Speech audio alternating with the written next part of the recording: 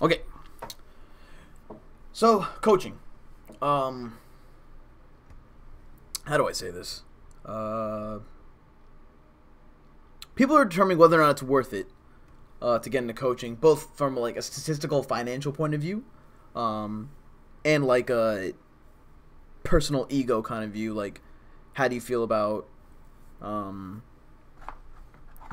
getting coached as a person, or like just play with your friends, or you're paying to get coached, blah blah blah blah blah blah blah. I think that coaching is like phenomenal for the community and for lower players that have an actual desire to get good. There's might be like, how do I say it? There's some players out there who are just kind of egotistical and they want to play the game and be super good at it without actually putting time and dedication into it, or they just want to be known as someone who associates with big name players without actually being like incredibly good or good at the game themselves, or like a big name themselves. And I don't know. I think that there's a need for coaching for, especially in the kids. So the seniors and juniors, the ones that are coached, I feel like stomp the living crap out of every other kid. At least in a way that puts up results, and it's extremely worth it for kids to get coaching, and especially by good coaches. And so I guess I'm kind of like ranting all over the place with this crap. Okay, coaching's good for the community. I think that paid coaching is valid when the coach is worth it, and it's expendable like cash that you guys have in order to get better at the game. So if people are like buying boxes every month, or like doing this and doing that, and like dumping a lot of money into getting full art cards, but they aren't necessarily improving as a player, but they get mad every time they lose or want to improve, they should reevaluate how they're spending their money and spreading it all around. I personally think Caleb Gettimer and Finnegan Lynch have the highest value of coachability plus at their current rate. I believe Caleb is doing the 25 an hour, and then the first hour is free, and then Finn is doing like 2 hours for like 20 or like 25, something ridiculous. All right. I personally would never charge that much. I have a full-time job. I run someone's PC. I have other stuff to do. I have a lot of friends in life, and I like to have fun. So my coaching is ridiculously expensive. I charge $50, and hopefully no one ever pays $50, but whatever, it'll happen if it happens. Good players, the best in the world, don't necessarily make good coaches. There's a difference in being able to translate your skill and playability into actual verbal communication with your opponents, rather than like there's a difference between being good at the game and being able to make someone else good at the game, and I don't think necessarily everyone can do that. So when you're looking for your coach, you'll have to look for someone that has both accomplishments, theory to back it up, but the like understanding of like being able to translate their thought process into words they'll be able to teach you on a better note. So if someone's like, oh, I have all these accomplishments, I have this accomplishment, I charge 35 an hour, and they usually just do this thing where they play against the kids all day or their students all day, and I personally hate that. I think the best way to learn is either through VOD reviews or reviews of that person playing with you sitting next to them or going over their game state. So it's like, oh, like I have, like, oh, I'm gonna coach you. You're playing on, you're playing this deck, I'm playing this deck, and we'll just talk about what we have in each other's hands and how we should be able to beat each other's current game state. That's fine, but I think it's easier if you're sitting next to them in real life, or like on Skype or on PTCGO, and then playing it from their point of view together, and just diving into their mindset and how they're going to be able to win games that way. Pablo Mess is another person I really recommend for coaching. I think he's very, very good at it too. He charges a similar amount. It might be 30, but I don't know. Whatever.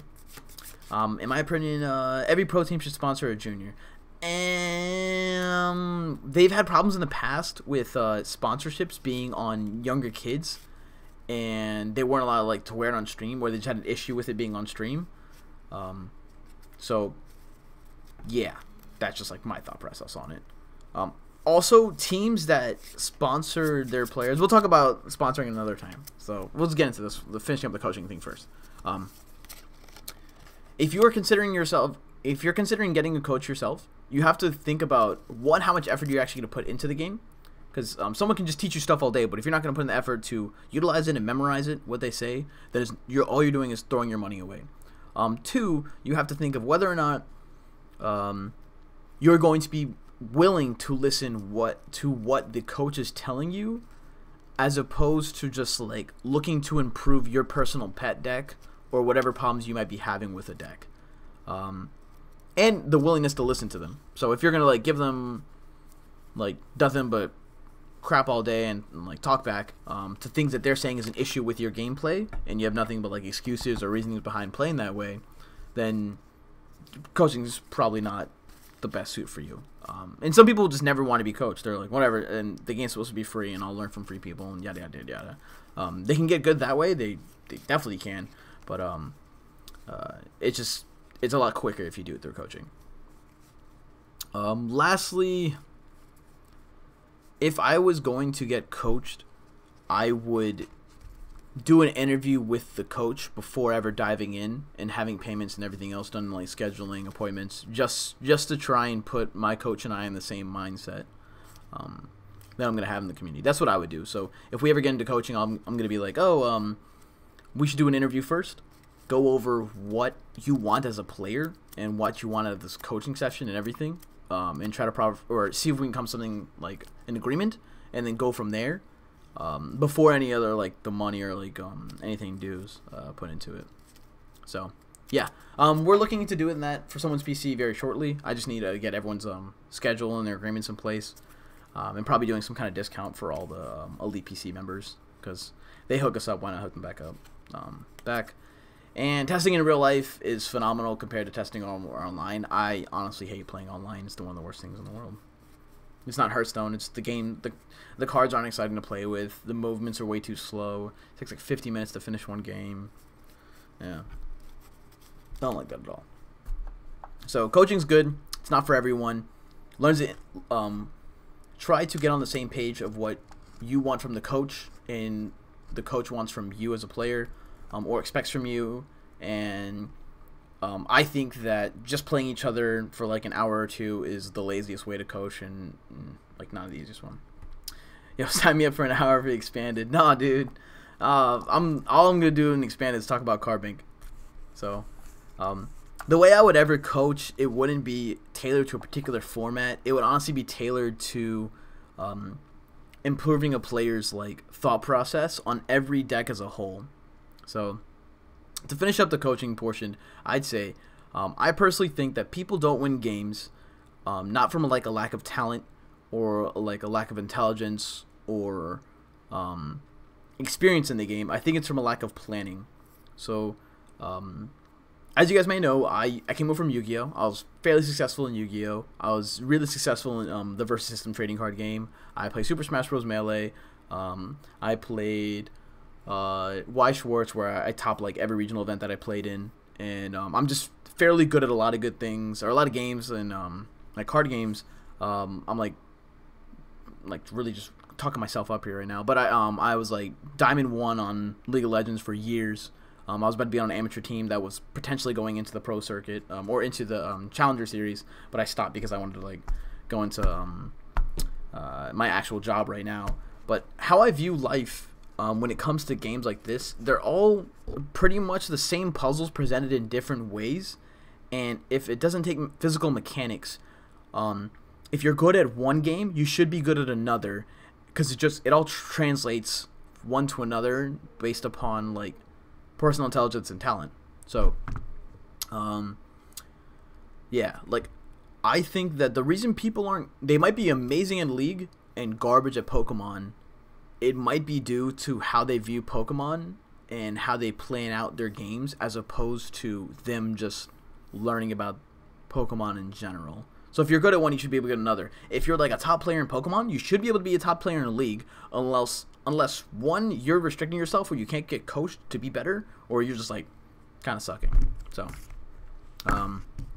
it all translates from one to another, and having a person or a coach that can actually guide you, where it'll open up your mind to learning the games better from one to another, should improve a lot. So, yeah, man, coaching's good. That's not for everyone. Make sure your coach is actually a good coach, not just a good player. If you're doing nothing but playing games against that coach, then I think that's the laziest way to coach, and there should be a million other ways of helping out a lot. Yeah, Melee has helped me in Pokemon. It actually expands your mindset. Wizard Power time you peak like the formats and on. In Yu-Gi-Oh! I peaked when it was like, I didn't really travel that often. I have 13 regional top 8s, but I honestly only went to like 4 YCSs. I top 4'd one of them, and it was with Herald of Perfection, and then I ended up top 64ing that Nationals that year, and then making like top 32 at another YCS or some crap like that. Wasn't too big, but for my local area success and as well as my regional success was really high, but nothing compared to what they have now. A lot of people get to travel all the time. And I was too young to travel back then, so it is what it is. But yeah, guys, that's my thoughts on coaching. Someone's PC will be coaching soon, and we'll come back more with that later on.